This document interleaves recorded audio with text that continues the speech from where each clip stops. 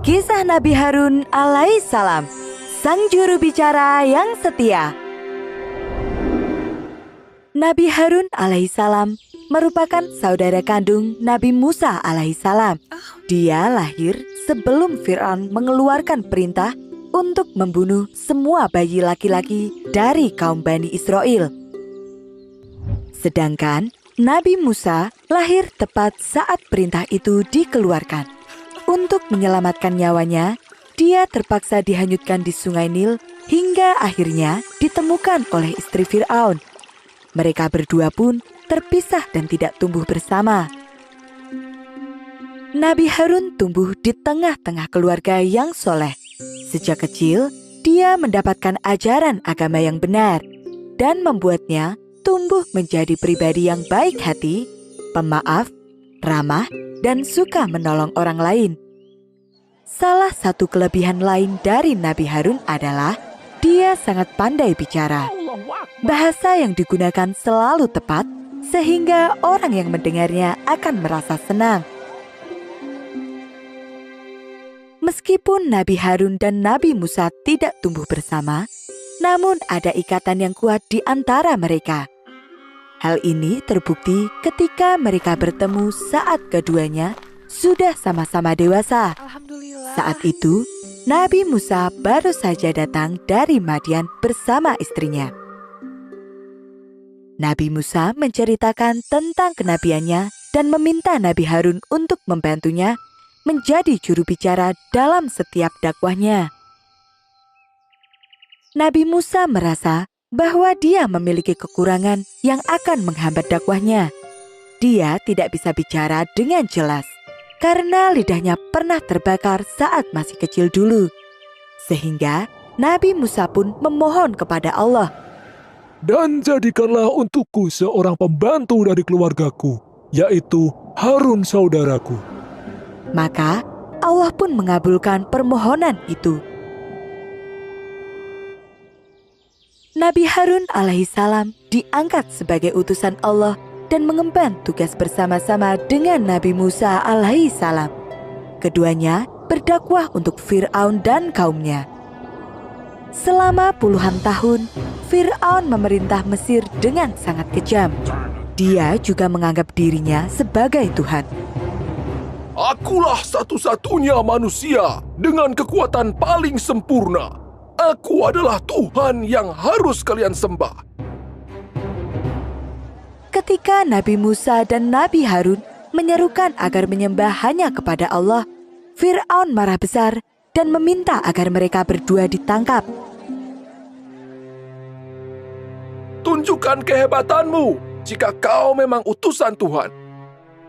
Lalu, Fir'aun memerintahkan para penyihir kerajaan untuk menunjukkan kehebatan mereka. Para penyihir itu melemparkan seutas tali yang kemudian berubah menjadi ular-ular kecil. Nabi Musa melemparkan tongkatnya. Atas izin Allah, tongkat itu berubah menjadi seekor ular besar yang menelan semua ular-ular kecil itu.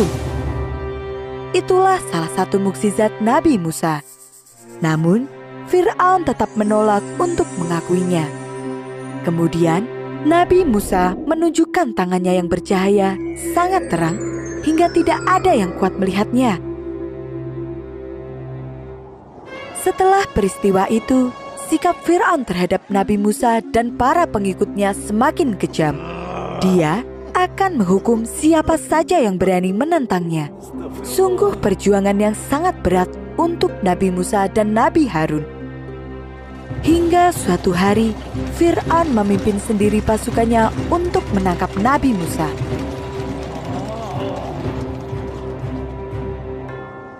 Nabi Musa, Nabi Harun, dan kaum Bani Israel pergi dari Mesir untuk menghindari kekejaman Fir'aun. Mereka harus berjalan sangat jauh. Tujuan mereka adalah Baitul Maqdis. Namun, langkah mereka terhenti di tepi Laut Merah. Bagaimana kita bisa menyeberangi lautan, sedangkan kita tidak punya perahu sama sekali? Kata kaum Bani Israel. Tiba-tiba saja Nabi Musa memukulkan tongkatnya ke laut Dan atas izin Allah, air laut itu terbelah menjadi dua, menciptakan sebuah jalan bagi mereka. Kaum Bani Israel pun berhasil menyeberang dengan selamat. Sedangkan Fir'aun dan pasukannya yang mengejar di belakang tenggelam oleh air laut itu. Tidak ada satupun dari mereka yang selamat. Kaum Bani Israel menetap selama beberapa waktu di Bukit Sinai. Mereka mendirikan tenda-tenda kecil dan mulai beraktivitas seperti biasanya. Kemudian, Nabi Musa mendapat wahyu dari Allah untuk pergi ke puncak bukit. Maka, Nabi Musa pun menitipkan kaumnya kepada Nabi Harun, meminta agar Nabi Harun senantiasa mendampingi dan menuntun mereka agar tetap di jalan yang benar.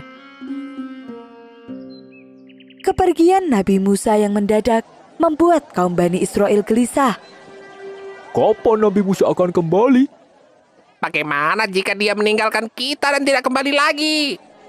Dan mengapa kita harus mengikuti perintah Harun? Sebagian kaum Bani Israel merasa iri pada Nabi Harun yang menjadi orang kepercayaan Nabi Musa. Sedikit demi sedikit, kekacauan mulai muncul.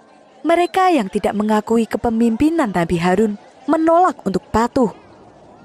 Keadaan ini dimanfaatkan oleh Samiri, salah satu kaum Bani Israel yang dulunya menyembah berhala. Karena Musa tidak ada, apa salahnya jika aku menciptakan Tuhanku lagi? Dia pun berencana untuk membuat patung berhala lagi.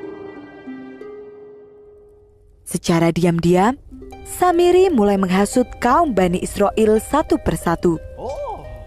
Musa telah meninggalkan kalian. Lalu, buat apa lagi kalian percaya kepadanya? Kita ciptakan lagi Tuhan yang tidak akan meninggalkan kita. Bagaimana kita akan menciptakannya? Aku adalah ahli sihir terhebat. Kumpulkan semua emas milik kalian dan serahkan kepadaku. Samiri memang pandai dalam mengolah besi dan emas. Dia mencairkan semua emas itu dalam api yang panas. Lalu, dia sulap menjadi sebuah patung sapi yang sangat memukau. Dia juga menambahkan trik cerdas yang membuat patung itu seolah bersuara jika tertiup angin. Begitulah bunyi patung itu setiap kali angin bertiup. Nabi Harun sudah berusaha mencegah kaumnya membuat patung berhala itu. Dia mengingatkan akan azab dari Allah yang sangat pedih bagi kaum-kaum yang mendustakannya. Umatku, itu adalah cobaan untukmu. Tuhanmu Maha Penyayang. Maka ikutilah aku dan taatilah perintahku. Namun, sebagian dari kaum Bani Israel sudah terlanjur kembali ke jalan yang sesat. Setiap saat Nabi Harun senantiasa mengingatkan kaumnya. Namun, mereka tetap membangkang. Mereka bahkan berani mengancam Nabi Harun. Engkau bukan Musa. Kami tidak akan berhenti sampai Musa kembali. Dan jika engkau terus mengganggu, kami akan membunuhmu. Sejak saat itu, Nabi Harun sering mendapatkan perlawanan dan kekerasan dari kaumnya sendiri. Setelah pergi selama 40 hari, Nabi Musa pun kembali lagi kepada kaumnya. Ketika melihat kaumnya telah kembali menyembah berhala, Nabi Musa tidak bisa menahan rasa kecewanya. Sungguh kejahatan yang kamu lakukan saat aku tidak ada. Apakah kamu ingin mempercepat pembalasan Tuhanmu? Nabi Musa meminta Nabi Harun untuk menceritakan semua yang terjadi. Ketika dia mengetahui bahwa semua itu adalah ulah Samiri, Nabi Musa pun memerintahkan agar Samiri ditangkap dan kemudian diusir. Ya Tuhanku, ampunilah aku dan saudaraku, dan masukkan kami ke dalam rahmat-Mu. Engkau adalah yang Maha Penyayang di antara para penyayang. Selanjutnya, Nabi Musa dan Nabi Harun pun menghancurkan seluruh patung yang ada hingga tak tersisa satu pun. Nabi Harun terus berdakwah dan berjuang di sisi Nabi Musa. Hingga suatu hari, Nabi Harun mendaki sebuah bukit bersama dengan Nabi Musa dan anak laki-lakinya. Saat itulah Nabi Harun meninggal dunia. Beliau meninggal tepat setelah 40 tahun Bani Israel keluar dari Mesir.